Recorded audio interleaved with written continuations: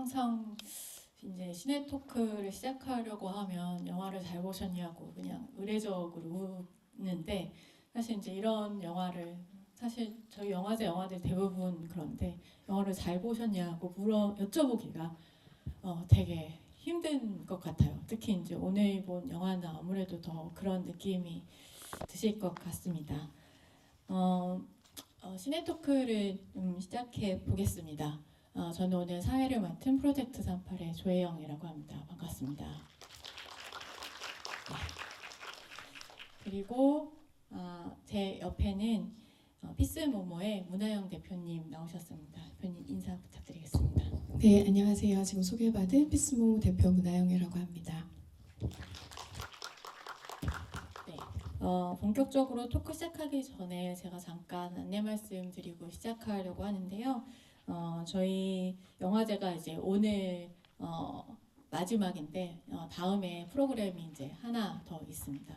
그래서 영화제 참여해 주시고 나서 저희가 이제 또 다음 행사를 할 때 더 좋은 행사 혹은 다음에 이제 어떻게 될지 모르겠지만 영화제를 하게 되면 더 좋은 영화제를 하기 위해서 관객분들의 설문조사를 받고 있습니다. 그래서 여기 있는 QR로 들어가시면 링크로 들어가서 작성해 주시면 저희가 충실히 반영해서 또 다음 행사 더 좋은 행사로 오겠습니다.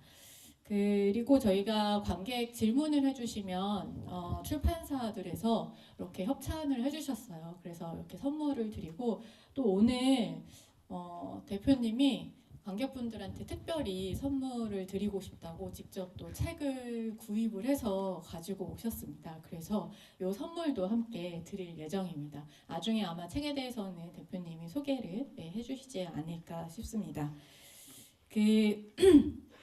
우선 그냥 첫 질문으로 네.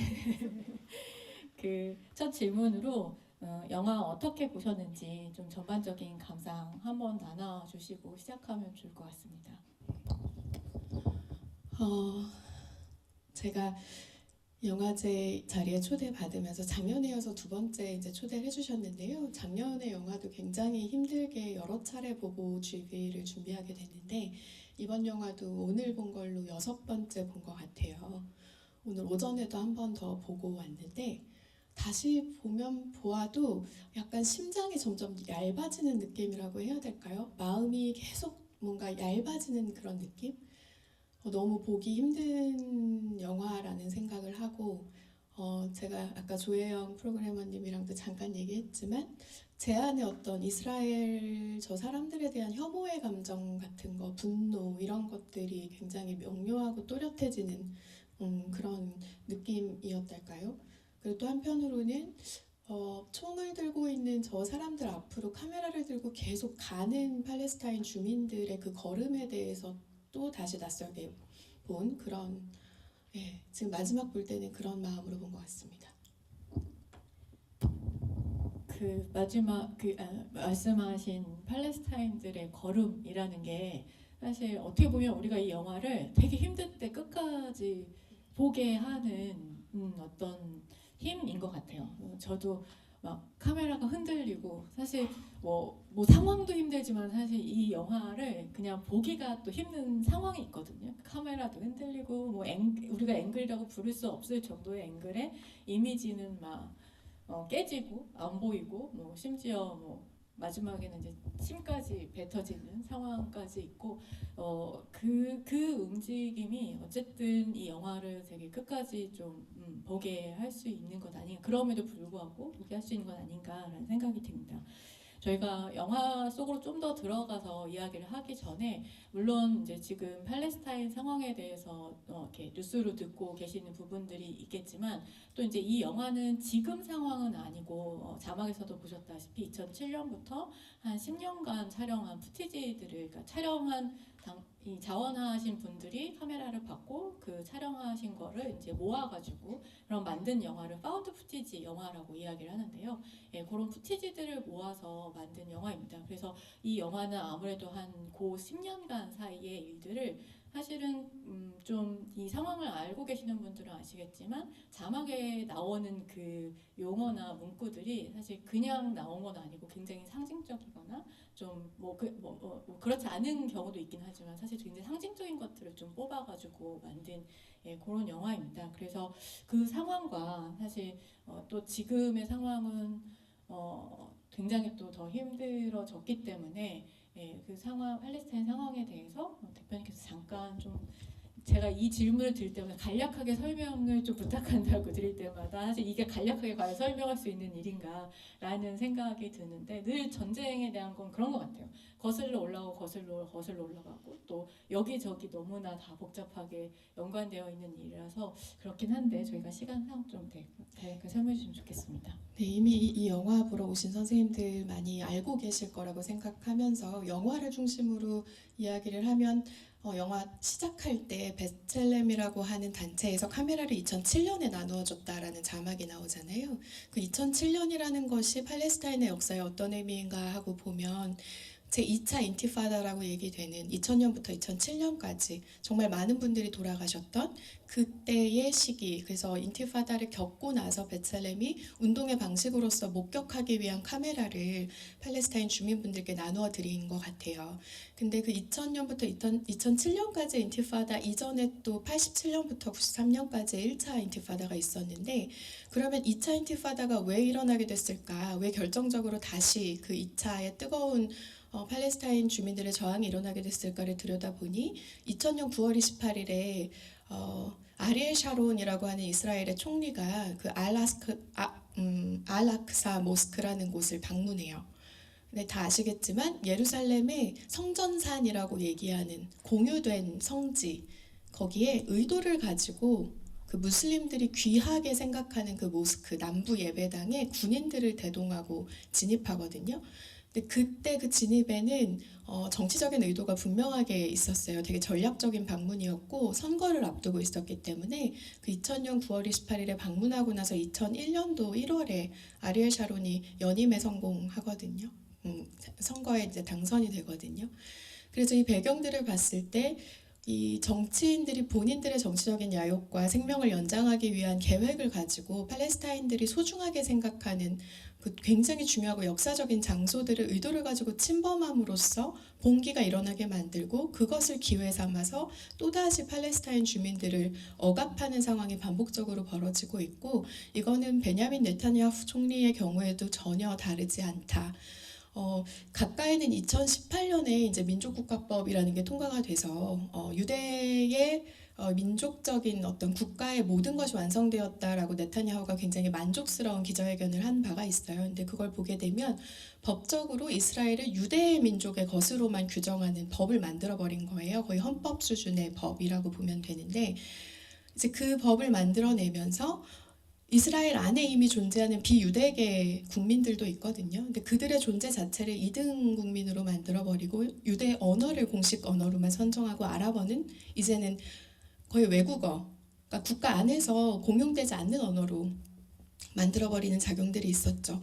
근데 그러면 저희가 이 상황들을 보면서 최근에 이 하마스 2023년 10월 7일 이후로 지금까지 사망하신 분들의 숫자를 하마스 보건당국의 데이터에 따라서 보면 최근 정보에 따르면 37,500여 분이 사망하셨다라고 나와요. 근데 제가 이걸 이렇게 숫자로 이야기할 때 결코 이 숫자로 표현되지 못하는 그 무게에 대해서 제가 감히 말로 이거를 얘기할 때 결코 거기 담기지 않는다는 걸 느끼게 되거든요. 이 37,500명이라고 하는 분들이 돌아가셨지만 그것은 어디까지나 의사에게 사망 선고를 받았거나 병원에서 공식 사망 선고가 되신 분들의 숫자라고 해요. 그렇다 보니까 실질적으로 돌아가신 분들은 훨씬 그보다 더 많을 것이고 또 이스라엘의 팔레스타인 억압의 역사 속에 돌아가신 분들의 숫자는 헤아릴 수 없이 많을 거라는 생각을 합니다. 여기서 시간이 없긴 하지만 한 가지만 더 덧붙이자면 이스라엘 건국이라고 하는 사건, 팔레스타인에 연대하시면서 나크바라고 하는 단어를 많이 접하셨을 텐데 대재앙이라고 얘기하잖아요. 1948년 5월 15일에 이스라엘의 건국을 선언하게 되는데 그 이스라엘의 건국 선언이라고 하는 것은 결코 이스라엘 혼자서 해낼 수 없었던 거잖아요. 1947년도에 유엔이 분할안을 결의안으로 총회 결의안으로 통과시키고 나서 말도 안 되는 결의안을 통과시키는 거잖아요. 저는 이 영화의 첫 장면이 이렇게 밭에 밀을 뿌리는 농부들의 모습에서 시작하는데 거기에 그 유대인이 와가지고 땅을 반반 나누자고 말하잖아요.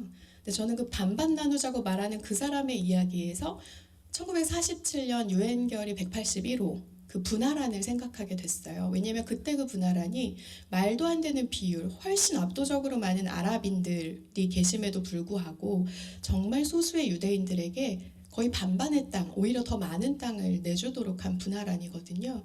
그러다 보니까 이 역사에 있어서 국제사회 전체가 책임을 가질 수밖에 없는 상황, 그리고 예방할 수 있었음에도 예방하지 못했던 거, 더 거슬러 올라가면 1917년의 벨푸어 선언이라는 것과 또 맥마흔과 후세인 서신이라고 얘기되는데 말하자면 영국이 같은 해에 이스라엘에는 이스라엘 나라 만들어줄게, 팔레스타인 분들에게는 아랍인들의 국가 만들어줄게라는 이중 계약을 하고 그에 앞서서 1916년에 사이크스-피코 협정이라고 프랑스랑 약속을 해요. 제1차 세계대전 때 오스만 투르크를 물리치고 나면 우리가 나눠서 통치하자. 그래서 이스라엘한테는 땅 지어줄게라고 나라 지어줄게라고 시오니스트들한테 약속해놓고 아랍인들에게도 약속해놓고 결과적으로 전쟁이 끝난 다음에 땅은 영국이 나누어서 통치하는. 그래서 저는 이걸 볼 때마다 이 제국주의 국가들이 힘을 가지고 어떻게 모두를 농락해왔는가라고 하는 걸 보게 되고 근래에 와서는 미국 같은 경우에 무기 지원을 어마어마하게 하고 있잖아요. 이스라엘이 올해 발표된 스톡홀름 국제평화연구소의 데이터에 따르면 작년 한 해 동안 이스라엘이 수입한 무기의 60% 이상이 미국에서 들어온 거예요. 그리고 그 다음으로 한 20%에서 30% 정도가 독일에서 받은 무기, 또 EU 국가에서 받은 무기고요. 영국 같은 경우에는 자기네 무기 별로 많이 수출 안 한다고 여기 책임 별로 없다는 식으로 공식적인 입장을 표명한 바 있는데 영국의 수출은 1% 미만이기는 합니다. 근데 역사적으로 봤을 때 지금 미국과 영국을 포함한 서구 유럽 제국주의 국가들의 책임이 여기에 엄청나게 크다. 그 역사 속에서 저희가 지금 목격했던 서한지구 주민들이 겪었던 일상적 폭력이 그 흐름 속에서 있었고 오늘날의 이야기들은 제가 말씀드리지 않아도 이미 잘 알고 계실 거라고 생각합니다. 네, 감사합니다. 얘기를 들으면 들을수록 이제 마음이 되게 무거워지는데요.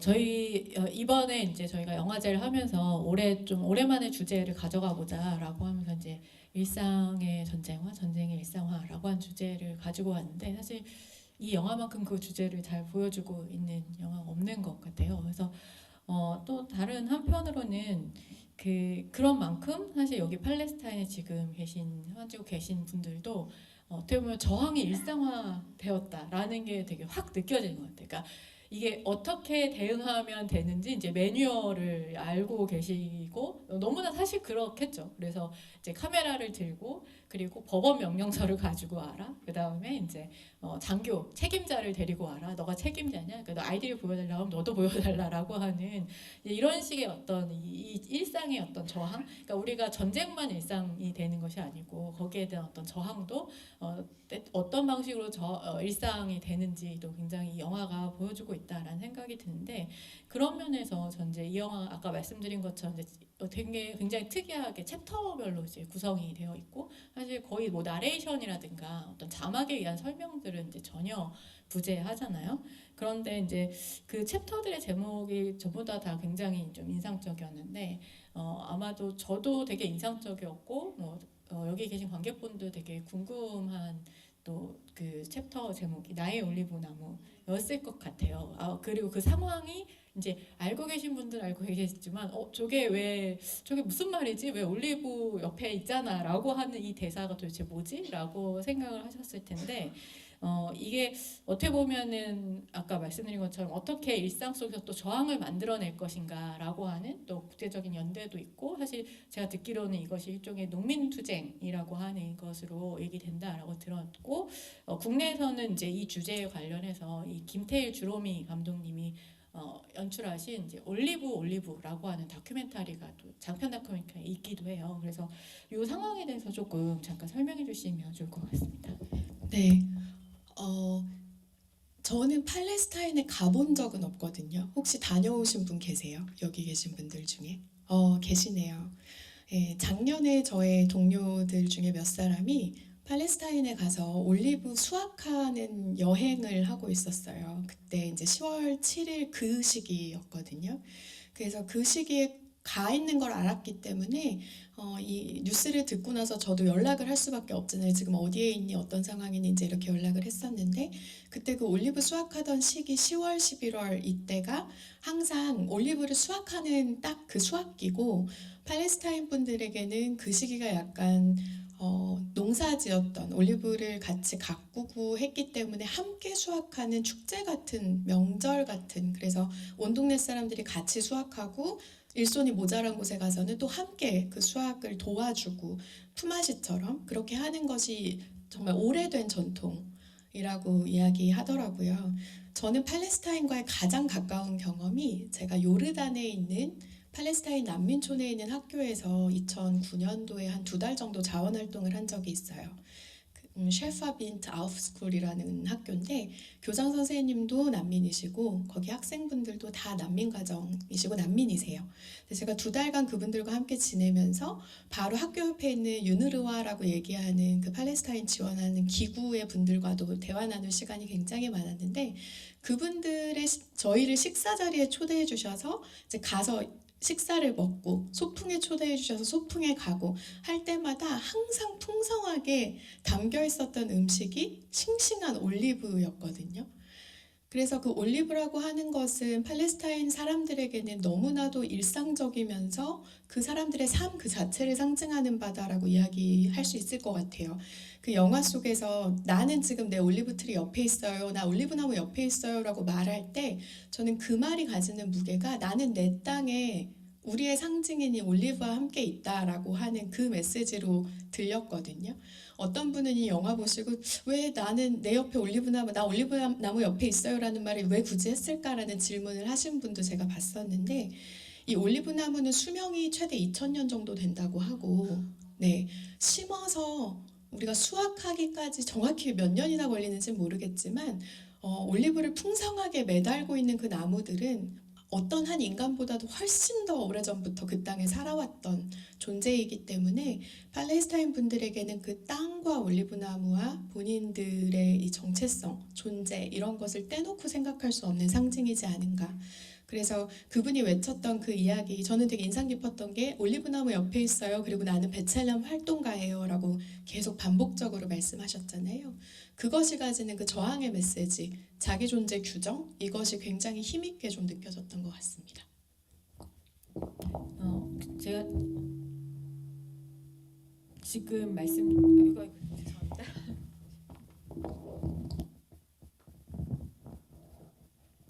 네, 요 혹시 챕터 외에 또 대표님 인상적으로 좀 봤던 게 있을까요?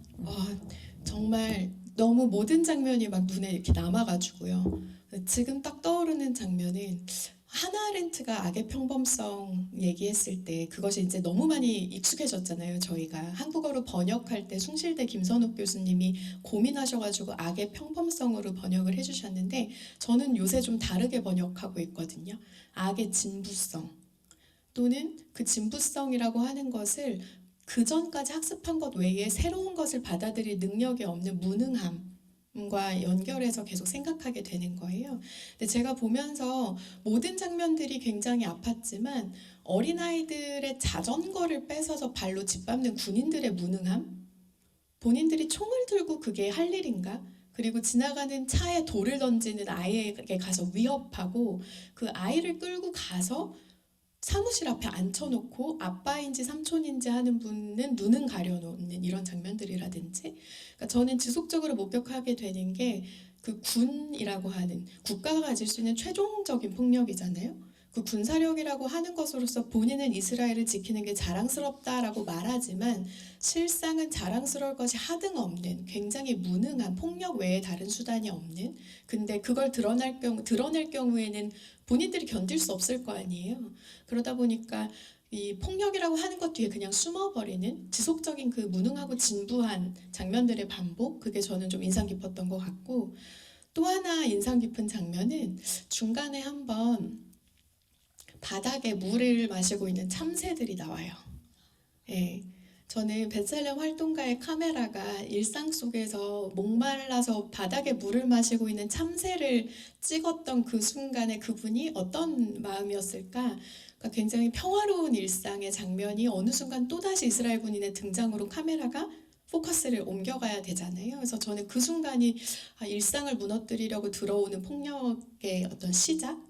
그 예감 이런 걸로 그 참새들의 장면도 되게 인상 깊었던 것 같고요.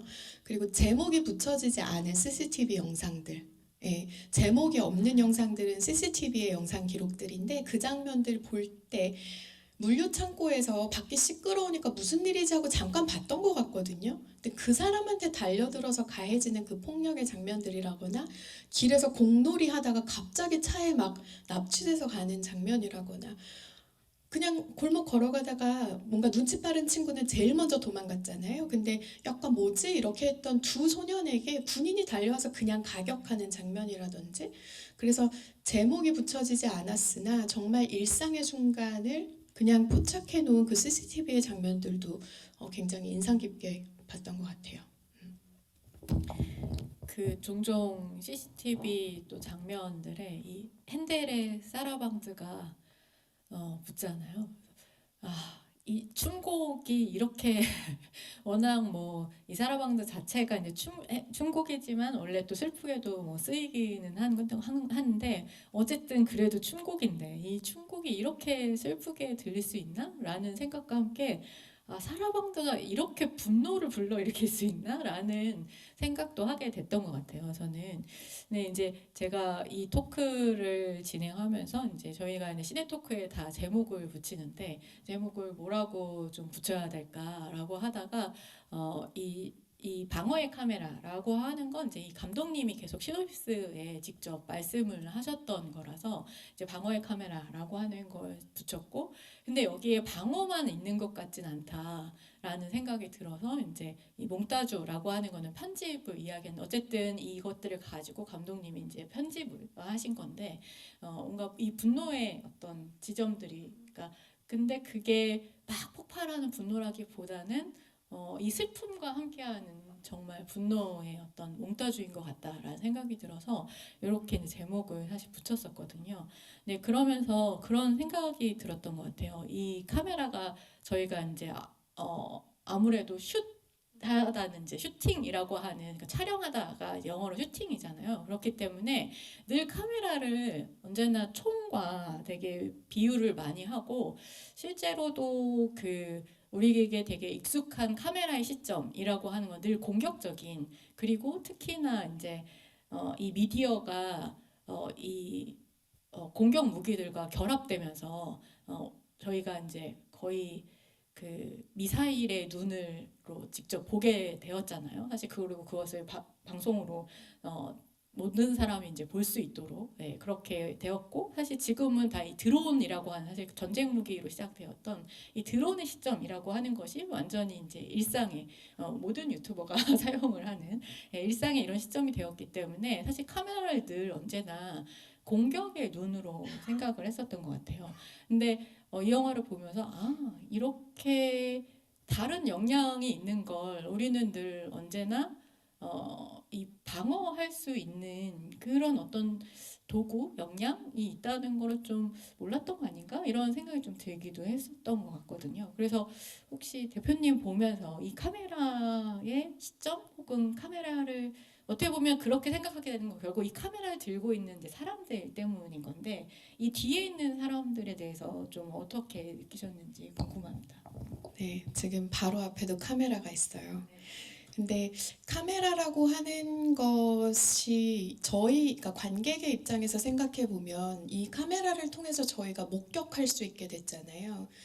이 베스첼렘이 이 카메라를 통해서 일상적인 폭력을 기록하는 그것을 운동으로 해옴으로써 이스라엘이 공습을 했다, 폭격을 했다라고 하는 어떤 뉴스의 차원이 아니라 일상 속에서 얼마나 촘촘하고 치밀하게 사람들의 숨을 쉴 수 없도록 옥죄어 가는가를 목격하게 했다는 점에서 말씀 주신 것처럼 방어의 카메라임과 동시에 또 목격하게 하는 증인으로 초대하는 카메라의 역할이 있었다라고 생각을 해요. 근데 방어의 카메라라고 하는 그 지점이 저는 평화를 이야기하거나 저희가 인류애를 이야기할 수 있는 정말 일말의 가능성이라는 생각을 하는데요. 마지막에 에필로그 장면을 보시면 총을 들고 있는 군인이 장전을 탁 하잖아요. 그때 카메라를 든 활동가가 앞으로 막 가잖아요. 그러면서 활동가가 하는 말이 있어요. 당신은 총을 가지고 있는데 카메라를 두려워하네요 라고 이야기를 하시거든요. 근데 그런 지점에서 총을 들고 있지만 카메라로 자기를 비추고 있을 때 차마 무엇을 하지 못하는 군인의 그 행위의 불가능성이라고 하는 것은 우리가 평화를 얘기할 수 있는 정말 일말의 가능성이다라는 생각을 하는 거죠. 근데 이스라엘이 지금 팔레스타인 분들에게 행하고 있는 폭력을 보면 그 일말의 가능성을 차단해버리고 아예 듣지 않으려고 했을 때 가능해지는 폭력인데, 그렇기 때문에 이 팔레스타인 주민분들이 들고 계신 카메라의 힘이 더더욱 중요하고 더 의미 있다라는 생각을 하게 됐던 것 같아요.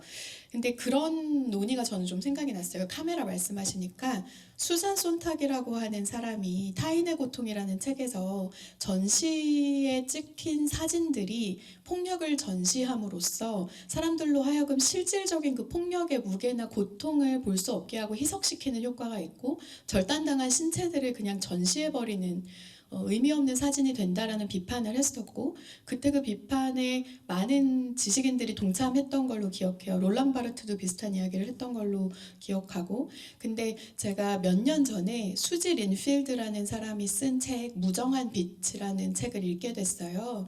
그게 사진과 정치폭력이라는 부제가 있거든요. 근데 수지 린필드는 무슨 이야기를 하냐면 사진에 대해서 목격함으로써 전시한다라고 이야기할 수도 있지만 현장에 없는 사람들이 그 고통을 목격하고 증인이 됨으로써 무언가 할 수 있게 만드는 힘이 거기 분명히 있다는 걸 인정해야 된다라는 얘기를 해요. 그래서 한 가지 입장만이 옳다라고 말할 수 없겠지만 수잔 손탁의 이야기도 분명히 시사하는 바가 매우 크고, 동시에 수지 린필드가 하고자 했던 그 이야기 역시도 의미가 너무 커서 저는 이 방어하는 카메라는 어떤 면으로서는 본인들을 방어하시기도 하지만 카메라가 방어에 실패하는 순간도 분명히 있었을 거라고 생각하거든요. 그랬을 때 저는 이 카메라들은 우리를 끌어다가 목격하도록 만드는 역할을 하는, 무엇라 이야기해야 될지 잘 모르겠지만 저희들로 하여금 목격할 수밖에 없게 하는 그 역할을 하고 있지 않나, 그런 생각을 좀 해봤던 것 같습니다. 또 그런 것도 있는 것 같아요. 대표님 말을 듣다 보니까 그러니까 수잔 손탁이 했던 맥락은 전시도 있지만 사실 이제 그 고통을 보면서 괴로운 동시에 우리가 동시에 우리는 거기 없기 때문에 나는 근데 안전하다라고 하는 일종의 감각이라고 하는 것을 동시에 주는 것이 문제다라고 했던 어렴풋한 저도 기억이 있는데, 확실히 이 카메라는 안전하다는 느낌을 주는 건 아닌 것 같거든요. 그게 아마도 이 카메라를 들고 있는 사람들의 입장이 확실히 다르기 때문이다. 그리고 내가 굉장히 이것이 불시에 계속 닫히는 카메라. 그러니까 찍고 싶을 때는 물론 이제 찍고자 할 때는 이렇게 들어가서 찍을 수 있지만 언제 어디서든 내가 이 카메라가 불시에 닫힐 수 있다라고 사실 전 그 지점이 굉장히 어떤 면에서는 되게 고통스럽고 더 폭력적이지만 어떨 때는 그 정말 안 보이게 되거나 그 닫히는 이미지가 아이러니하게 또 되게 아름답다라는 생각도 들었던 것 같아요. 지금 말씀해 주신 것이 저한테 또 어떤 생각할 거리를 바로 주셨는데, 누가 카메라를 들고 있는가가 정말 중요한 것 같아요. 왜냐하면 수잔 손탁이 비판하고자 했었던 것은 그 상황에 뛰어든 종군 기자라거나 사진가들이 더 자극적인 사진을 찍고자 했었던 그 욕구 역시도 이야기하고 있는 것인데, 지금 이 카메라는 그 일상을 살아내고 계신 주민들이 자기가 들고 있는 카메라이기 때문에 전혀 다른 성격을 또 가진다라는 생각을 하고, 또 말씀 주신 것처럼 사진이 아니라 또 영상이잖아요.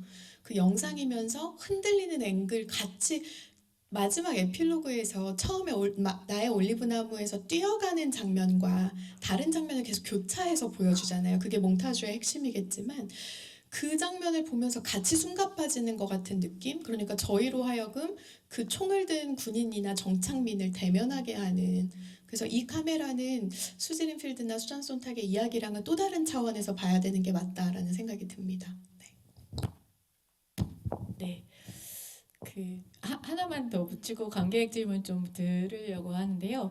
그러니까 저는 이 영화 또 보면서 제가 이제 방어의 카메라라고 얘기했던 게, 물론 이제 미사일의 시점이라든가 뭐 총알의 시점을 이제 우리가 되게 익숙하게, 특히나 이제 게임 같은 데서 또 많이 사용하기 때문에 익숙한 것도 있지만, 사실 한편으로는 좀 저한테는 흥미로웠던 게, 이 카메라들이 대부분 이렇게 약간의 허벅지 쪽에, 왜냐면 이렇게 들지 못하기 때문에 어떤 면에서 되게 위험을 피하고자, 혹은 위험에서 피해서 나가고자 이렇게 약간 허벅지 정도의 이제 카메라들이 있는데, 사실 그 허벅지 정도에 있는 그 카메라를 영화 용어로는 카우보이 샷이라고 이야기하거든요. 왜냐하면 이렇게 특히나 서부극에서 총을 꺼낼 때 이렇게 총을 잡아야 되기 때문에 이걸 카우보이 샷으로 잡는데 카메라가 전 거기 있다는 게 굉장히 좀 되게 흥미로운 지점, 아이러니하다라고 생각하게 됐던 또 부분 중에 하나였던 것 같아요. 네, 그리고 거기 말 못해도 돼요? 그러니까 저는 사실 그렇게 생각해 본 적 별로 없었는데, 약간 슈팅이라고, 카메라 돌아갈 때 슈팅이라고 하는 것도 왜 표현을 저렇게 하지라고 생각은 했었지만, 지금 말씀해 주신 내용들이 들으면서 어떤 손에는 총구가 들려있고 어떤 손에는 카메라가 들려있는 상황에서 무엇이 우리를 인간답게 하는가라고 하는 질문을 직면할 수 있는 것은, 총구 앞에서 카메라 자체는 되게 무력하잖아요. 많은 분들이 이번 가자지구 공습과 이 상황 속에서 이스라엘의 학살 과정에서 기자분들도 정말 많이 사망하시잖아요. 특히 팔레스타인 기자분들이 정말 많이 사망하셨는데, 카메라를 들고 있는 기자를 총은 쏴서 죽일 수 있어요. 카메라는 총처럼 누군가를 죽이진 않죠. 그러다 보니까 굉장히 무력한 무엇으로 인지되기 쉬우나, 말씀하신 것처럼 카우보이 샷이라고 이름 붙여진 그 카메라의 시선이라고 하는 것이 장기적으로 보았을 때는 지금 이들이 도대체 무엇을 하고 있는가를 계속해서 전해줄 수 있다는 의미에서 총이랑은 전혀 다른 가치의 굉장한 방어적인 도구이자 동시에 공격이라고 말하고 싶진 않거든요. 뭐라고 표현해야 될지 모르지만 굉장한 힘을 가진 무엇이라는 생각을 다시금 좀 하게 되는 것 같아요. 네, 아마 또 영화 보시고 또 저희 얘기 들으면서 좀 궁금하시거나 또 질문이 있으실 것 같은데요. 관객 질문 받아보도록 하겠습니다. 손 들면 저희 네.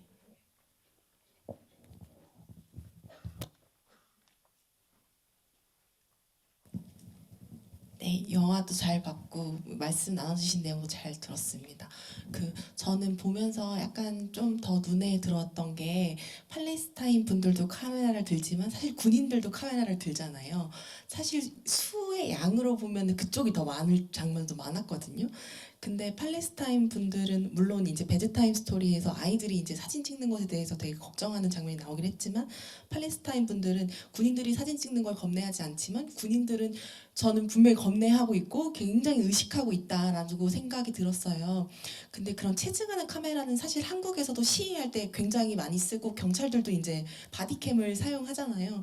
그런 경찰이 쓰는 카메라와 그 팔레스타인이 쓰는 카메라는 또 어떻게 다르게 우리가 더 해석하고 더 의미를 만들 수 있을지 좀 여쭤보고 싶었습니다.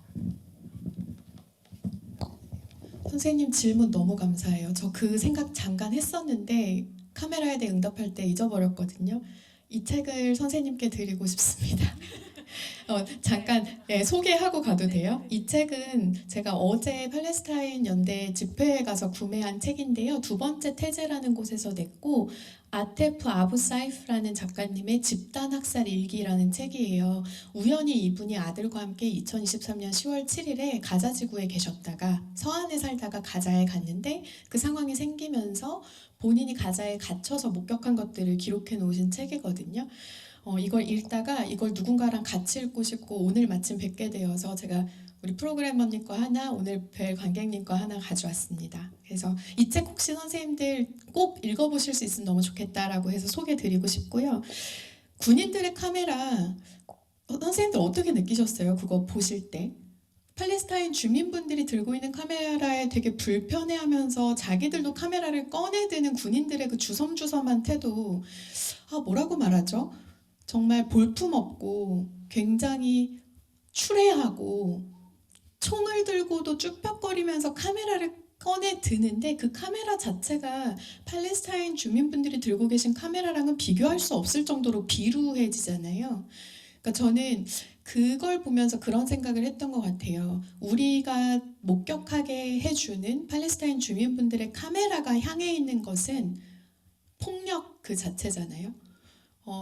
되게 폭력의 어떤 제가 진부함이라고 표현하고자 했었던 그 평범성이라고 하는 거, 아이히만이 언어의 단순함을 통해서 본인의 폭력에 대한 다른 논리를 댈 게 없었다라고 하는 그 지점이 이스라엘 군인들에게서도 반복적으로 비춰지잖아요. 예를 들면 너 여기 이 길로 가면 안 돼. 왜 안 되는데? 캡틴의 명령이야. 너 캡틴 알지? 캡틴의 명령이야. 저 사람은 왜 가? 유대인이잖아. 나는 왜 안 돼? 안 돼.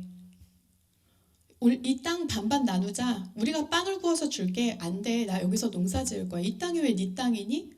하나님이 나한테 줬어. 그럼 하나님 오면 얘기해. 라고 말하시는 그 팔레스타인 주민의 언어에 있는 힘과 계속해서 반복되고 도돌이 되는 그 이스라엘 유대계 사람들의 언어의 부재라고 하는 것이 저는 그 카메라에 힘이 실리지 못하게 되는 이유랑 동일하다고 생각해요. 어떤 경우에라도 이스라엘 군인이 동일하게 카메라를 꺼내 든다고 해도 그것이 폭력을 응시하면서 본인들의 존재와 존엄, 그 땅에서 살아온 사람들의 정당성을 이야기하는 팔레스타인 주민들의 카메라와 결코 등치될 수 없는. 근데 저는 바로 그 지점에서 이 전쟁의 시대에 무력감을 느끼기도 하지만 평화라고 하는 것이 가지는 힘, 폭력과 비폭력을 이야기했을 때 비폭력이 굉장히 무능해 보이는 순간들이 너무나도 많지만 그 카메라의 대비성에서 저희가 폭력에 가담하지 않는 것이 가지는 힘을 생각해 볼 수 있지 않는가, 이런 생각을 좀 해보게 되었습니다. 응답이 됐을지 모르겠습니다. 네, 너무 응답이 되셨죠. 너무 감사합니다. 저도 들으면서 너무 저도 생각하고 있었지만 되게 또 그냥 금방 넘어갔던 장면인데 질문 너무 감사드립니다. 질문과 답 감사드립니다. 저는 오히려 질문하시니까 그 영화도 생각났던 것 같아요. 연분홍 치마가 제작했던 용산 참사 다뤘던 두 개의 문이라고 하는, 그 사실 그 두 개의 문에 그 당시에 이제 그 시민 기자분들, 저널리스트들의 그 당시에 이제 시위 현장을 이렇게 기록하려고 하셨던 저널리스트 분들의 영상도 있지만 그 채증 영상도 굉장히 많이 들어가 있거든요. 그러니까 어떤 면에서 또 그것을 어떻게 사용하느냐에 따라서 굉장히 또 달라질 수 있는, 그러니까 우리가 그냥 기록된 것을 포기하는 것이 아니라 또 다른 방식으로 사용하는 그런 방식도 되게 흥미롭게 좀 들었던 것 같습니다. 네, 또 다른 질문 받아볼까요? 네, 저기.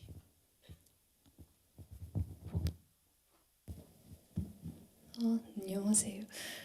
영화 굉장히 잘 봤습니다. 사실 잘 봤다고 말하는 게 좋을지 모르겠어요. 되게 힘들어하면서 멀미하면서 봤는데, 네,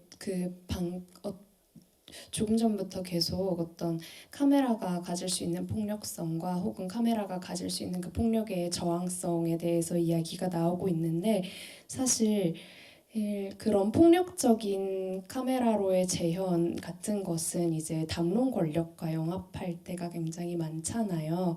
그래서 사실은 어떤 이런 저항적인 카메라의 사용이 어쩌면 무의미해지거나 무력해지진 않을까, 특히 매스미디어에서 그런 걱정들을 하게 되는데, 한편으로는 그렇게 생각해 볼 수도 있는 것 같아요. 재현은 언제나 그 재현이라던가 이런 것들이 초과하잖아요. 의도를 항상. 그렇기 때문에 어떤 그 폭력에 영합하는 자들의 시선이 물론 굉장히 저열하고 무능하고 그렇지만 그것에서도 어떤 우리가 전유하고 전복할 수 있는 힘을 찾을 수는 없을까라는 생각을 했어요. 왜냐면 무력하고 싶지 않으니까요. 그래서 그런 점에 대해서 어떤 그 폭력에 동조하는 자들의 재현이라고 하더라도 우리가 그것을 뺏을 방법은 없는지 그런 부분에 대해서 좀 질문드리고 싶었습니다. 어려운 질문인데 감사하고요. 일단은 지금 저희가 목격한 이 장면들은 재현된 것이라기보다는 그 현실을 그대로 담아서 보여줬던 것들인데 그것이 말씀하신 담론 권력을 거치면서 재현되는 방식, 말하자면 후티지의 형태가 아니라 의도를 가지고 편집되어서 뉴스를 통해서 전 세계에 나가는 형태의 영상이라고 이야기하면 말씀하신 것처럼 가해자의 시선으로 다루어질 수 있는 가능성 또는 권력자의 시선으로 다뤄질 수 있는 가능성이 있는 것 같아요. 제가 조혜영 프로그래머님이 보내주시는 질문지를 받고 또 되게 감동받았었거든요.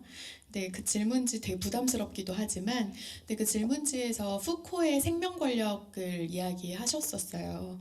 근데 그 푸코의 생명 권력의 핵심적인 내용은 말하자면 주권자 또는 군주로서 주권자가 아니죠. 군주가 어떠한 권력을 휘두르는가.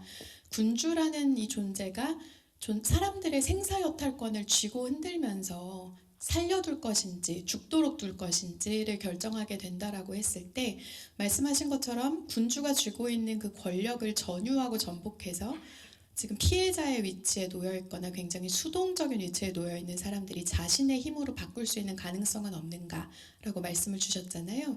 근데 저는 그 전유와 전복이라는 행위가 편집의 과정에서 담론 권력과 결탁해 있는 그 과정 속에서는 실현되기 어렵지 않은가라는 생각을 합니다. 저는 오히려 그렇게 편집된 영상이 도착했을 때 그것을 보는 관객이 그냥 스펙테이터의 역할이 아니라 이건 아우구스토 보알이라는 브라질의 연극자의 개념을 제가 지금 인용하는데요. 그 사람이 스펙트 액터라고 표현했었거든요.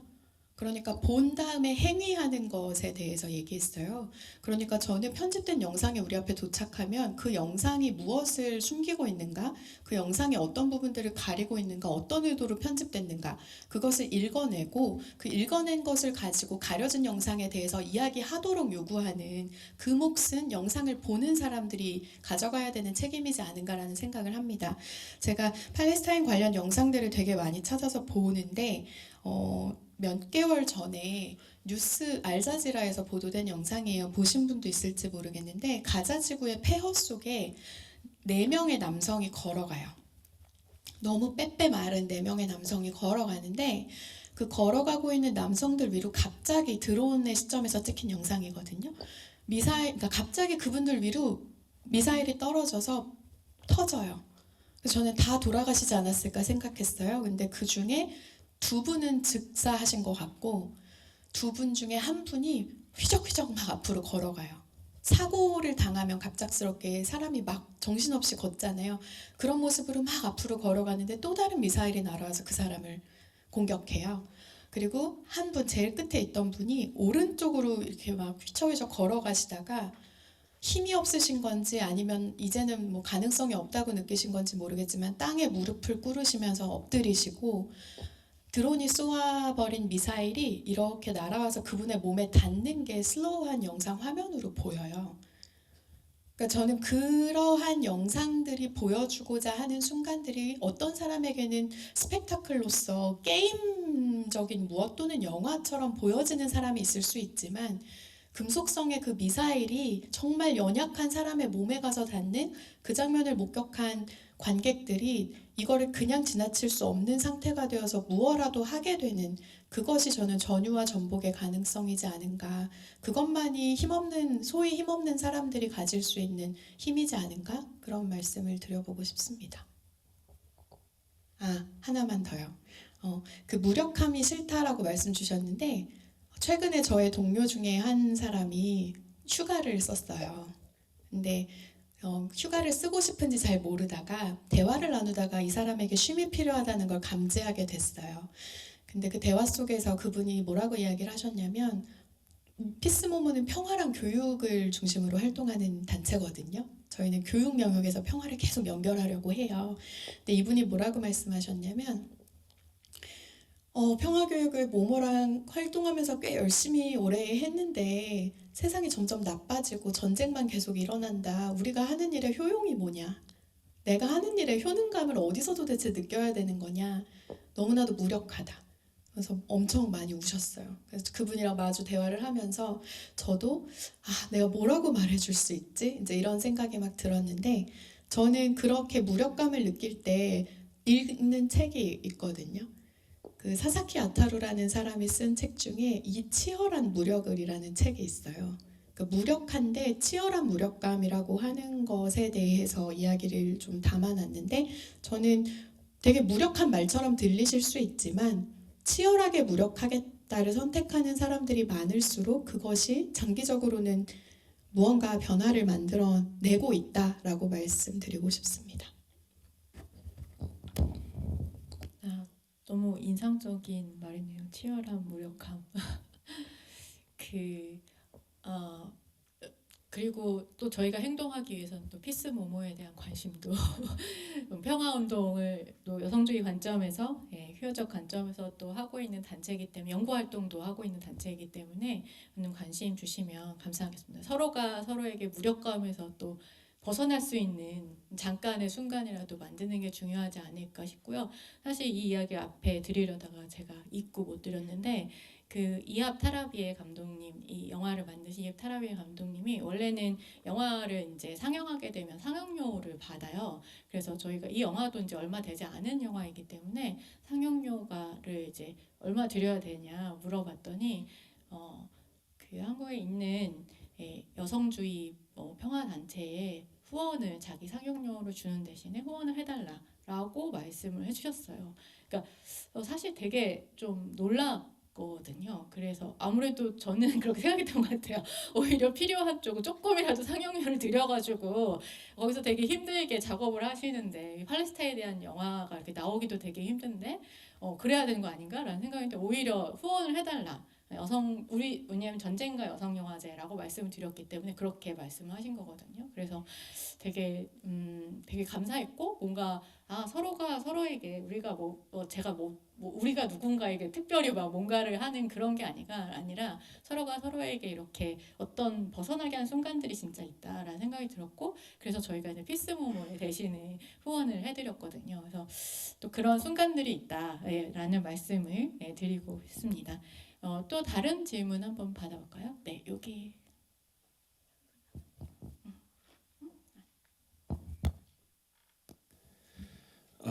네, 감사합니다. 기회 주셔서.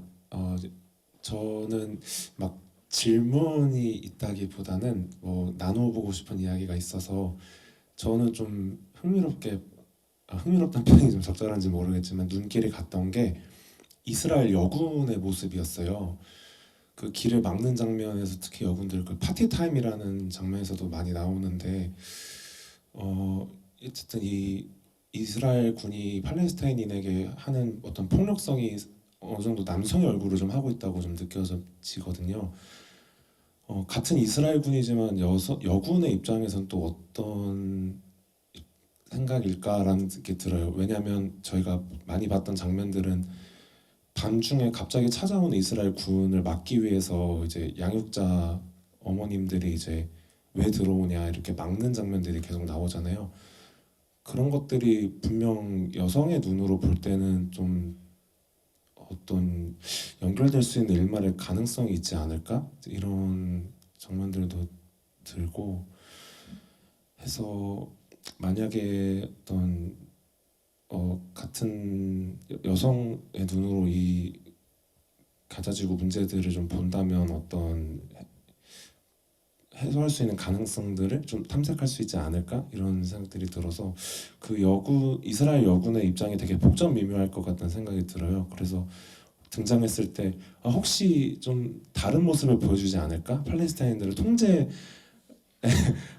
이스라엘 군이지만 저렇게 강압적으로 통제만 하지 않고 어떻게 뭔가 그 계속 히브리어로 말하잖아요. 아랍 사람들이 아랍 말로 해달라고 하는데도 근데 아랍어가 영어로 이렇게 말을 해주는 거예요. 그래서 혹시 다른 모습을 보여줄까? 혹시 설득을 좀 하나? 막 어떻게 아니면 지나가게 해주나? 막 그래서 이제 그런 가능성에 대해서 자꾸 꿈을 꾸게 되는 좀 장면들이었는데 그런 교차되는 그런 지점들에 대해서 생각을 좀 여쭙고 싶어서 마이크를 빌렸습니다. 선생님 너무 고맙습니다. 굉장히 소중한 또 질문인데요. 저는 그 질문이 이제 전제하고 있는 것은 뭐 세대 구분이 크게 의미는 없겠지만 또 훨씬 여기 여성주의 공부하고 계신 선생님들 많이 계시겠지만 페미니즘이 초기에 평화의 문제, 전쟁의 문제를 이야기할 때 이 국제정치학에서 이야기하는 수컷들이 만들어낸 전쟁과는 다른 가능성을 엄마가 될 수 있는 모성을 가진 여성들에게서 찾으려고 했던 부분들이 되게 있었고 근데 그것이 여성들을 너무나도 동일하고 단일하고 균질한 무엇으로 만들어버리는 것에 대한 문제 제기들이 계속 있었고 주디스 버틀러 얘기 나오기 시작하면서 이 젠더라고 하는 것이 얼마나 유동적인 것인가에 대한 이야기들로 확장되잖아요.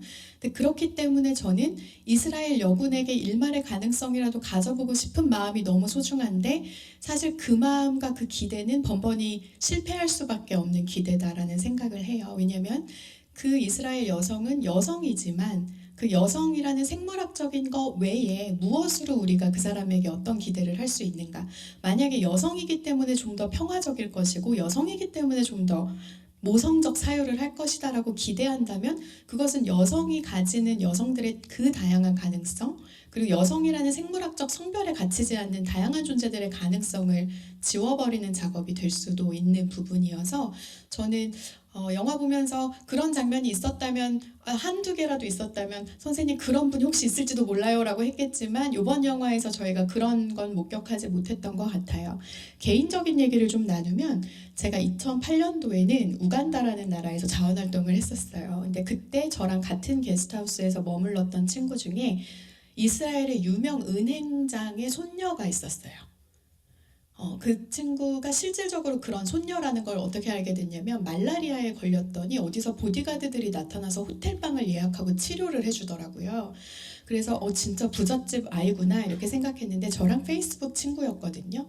근데 2000년대 2차 인티파다 있고 나서 계속 가자지구의 문제가 너무 크고 이럴 때 제가 너무 화가 나서 그 친구가 페이스북에 이스라엘 옹호하는 글을 올렸길래 댓글을 남겼어요. 너네들은 지금 가자지구를 학살하고 있잖아. 이건 일방적인 폭력이고 용서받을 수 없는 일이다. 여자아이예요. 남겼더니 그 친구가 그 밑에 너는 한국 조그만 나라 뭘 한다고 떠들어 이렇게 이제 댓글이 달렸고 그 아이의 일가족들이 다 나타나서 저를 공격하기 시작했거든요. 그러니까 되게 지극히 개인적인 것인데 그 아이가 그 우간다에 와서 했던 것은 저랑 같은 어떤 지역에 있는 아이들을 지원하는 활동이었어요. 그때 봤었던 그 친구의 모습과 팔레스타인에 대해서 이야기하는 그 친구는 전혀 다른 정체성인 거죠. 그리고 어제 있었던 팔레스타인 집회에 참여하신 분들, 행진 같이 하신 분들 여기 계실 수 있는데 어제 행진 비 오는 가운데 저희가 행진을 했는데 행진하다가 광화문쯤에 도착했을 때 이스라엘 관광객이었어요. 유대인 관광객인데 남성과 여성 생물학적 두 분이 계셨는데 여자분께서 저희한테 막 입에 담을 수 없는 욕을 하면서 행진 행렬한테 막 손가락 욕을 하고 막 우는 거예요. 통곡을 하면서. 저는 제 카메라로 찍었거든요. 기록을 남겨놓고 싶어서. 근데 제가 그때 보면서 생각했던 것이 저 이스라엘 젊은 여성인데 저 사람이 한국을 관광으로 왔다가 한국 사람들이 팔레스타인 연대하면서 외치는 이 집회와 구호에 통곡하면서 분노하고 그러니까 울 수 있는 그 마음이라는 게 도대체 무엇일까라는 생각을 해보게 된 거예요.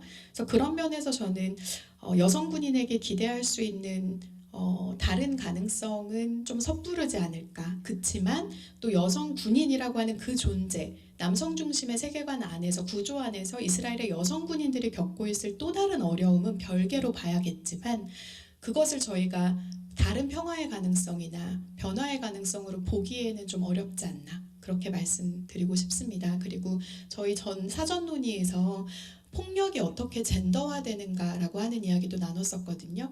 파티타임이라고 하는 그 에피소드에 보시면 카메라 찍고 계신 남성이 있고 여성이 있었던 것 같아요. 근데 남성에게는 뭐 너 내려와, 내가 너네 혼내준다 그러면 와봐라 막 이렇게 얘기하지만 여성에게는 굉장히 성희롱적인 언어들을 막 남발하거든요.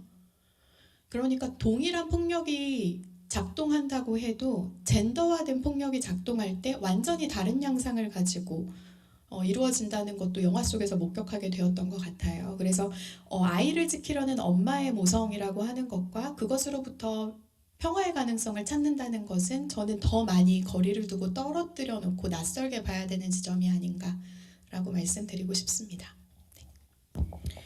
네, 대표님 말씀에 다 동의하면서 또 그럼에도 불구하고 이스라엘 여군들은 또 젠더적 관점에서 사실 전 봐야 될 부분 분명히 있다고 생각해요. 지금 잠깐 스쳐 지나면서 말씀하셨는데 그런 어떤 뭐랄까요, 복잡한 상황을 다룬 영화들이 좀 있기는 합니다. 사실은 저희가 올해 영화제에서 좀 그런 상황을 다룬 영화를 상영할까 하다가 좀 이건 아니다, 지금은 아니다라는 생각을 하면서 이제 저희가 상영을 하지는 않았는데 이스라엘 여성 병역 거부자에 대한 이제 다큐멘터리도 있기는 하거든요. 근데 사실은 굉장히 또 그 병역 거부자를 다룬다는 게 사실 또 좀 굉장히 복잡하고 지금 또 그런 또 상황이긴 하다라는 말씀 드리고 싶습니다. 마지막 질문 하나 정도 더 안 돼요?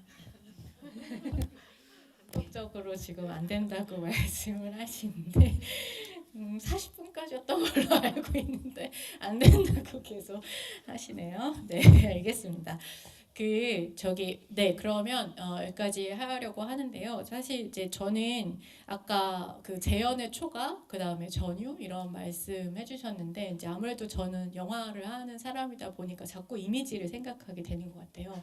그래서 마지막 엔딩 같은 경우에 몽따주 어떻게 보면 저는 되게 왜 제가 그런 생각이 드는지 모르겠는데 되게 아름답다고 사실 생각했던 것 같아요. 그러니까 몽따주가 이루어진 가운데 마지막에 카메라 렌즈에 정창민이 침을 딱 뱉는데 그 침을 카메라가 이렇게 위로 들면서 이렇게 되게 빛이 아름답게 부서지거든요.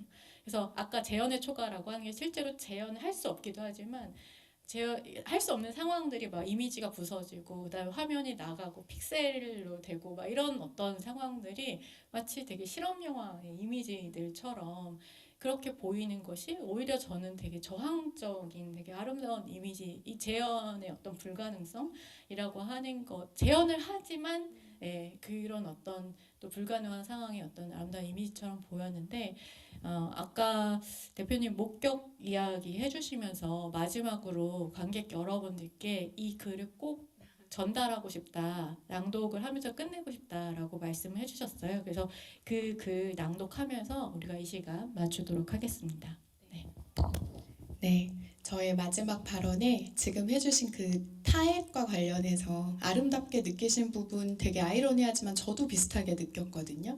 근데 그러면서 생각했어요. 전쟁과 여성영화제니까 저도 또 많이 고민을 하게 되잖아요. 근데 줄리아 크리스테바라고 하는 연구자가 빛의 얘기하는 중에 저는 그 개념 이해하기가 늘 어렵지만 타액에 대해서도 이제 빛의 중에 하나로 더러운 무엇으로 이야기하는데 저는 그 장면에서 그 빛의가 떠올랐어요. 왜냐하면 이스라엘 사람들이 유대계 혈통으로서 비유대계를 다 빛의화하고 싶어 하는데 그 순간 카메라가 자기를 겨누고 있을 때 견딜 수 없는 무엇 때문에 자기 안에 거리끼는 무엇이 있었겠죠? 그러니까 침으로 그 화면을 가렸잖아요.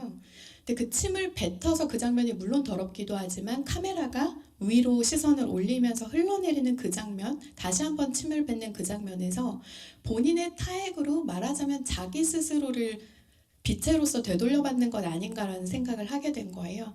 이렇게 말하면 어려운 말 같지만 되게 단순한 속담도 있잖아요. 지 얼굴에 침 뱉기.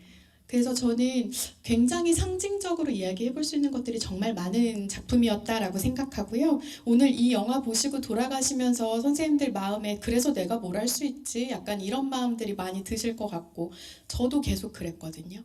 예, 사실 팔레스타인 상황에 어떤 말을 얻는다는 게 너무 어려워가지고 그래서 제가 꼭 읽어드리려고 책을 하나 들고 왔어요. 한 1분만 쓸게요. 네, 여기 읽어보겠습니다. 아인슈타인을 비롯한 여러 물리학자들이 설명했듯이 시간은 선적인 것이 아니라 순환적인 것임을 기억하자. 우리의 삶은 하나의 선 위에 찍힌 점이 아니다. 이 선은 전례가 없는 전 지구적 자본주의 질서의 일시적 탐욕에 의해 절단되고 있다. 우리는 선 위의 점이 아니라 원의 중심이라고 해야 될 것이다. 우리를 둘러싼 원에는 석기시대 이후로 선조들이 우리들을 위해 남겨둔 증언이 있고 꼭 우리를 향한 것은 아니지만 우리가 목격할 수 있는 텍스트들이 있다. 자연과 우주의 텍스트, 그 텍스트들이 대칭적인 것과 혼란스러운 것이 공존할 수 있음을, 가혹한 운명을 극복하는 기발한 방법들이 있음을, 욕망의 대상이 언제나 약속의 대상보다 더 큰 확신을 주는 것임을 확인시켜준다. 그런 다음 과거로부터 물려받은 것과 우리가 목격한 것들을 보며 버텨온 우리는 아직 상상할 수 없는 환경에 저항하고 계속 저항할 수 있는 용기를 얻는다. 우리는 연대 안에서 기다리는 법을 배울 것이다. 마찬가지로 우리는 우리가 아는 그 모든 언어로 칭찬하고 욕하고 저주하는 일을 영원히 멈추지 않을 것이다. 제가 빌려온 이 글은 존 버거라는 사람이 쓴 우리가 아는 모든 언어라는 책에 있는 글입니다. 우리 같이 욕하고 같이 또 이야기하고 이 영화를 또 추천하고 함께 목격함으로써 원의 중심인 각각의 존재들이 연대함으로써 변화를 만들 수 있을 그 가능성을 포기하지 않았으면 좋겠고요. 더 치열하게 무력하게 때로는 우리의 무력이 힘이 되는 순간을 만끽할 수 있는 때가 오기를 기다리면서 또 다른 자리에서 뵙기를 희망하겠습니다. 저한테 기회 주셔서 감사합니다. 감사합니다.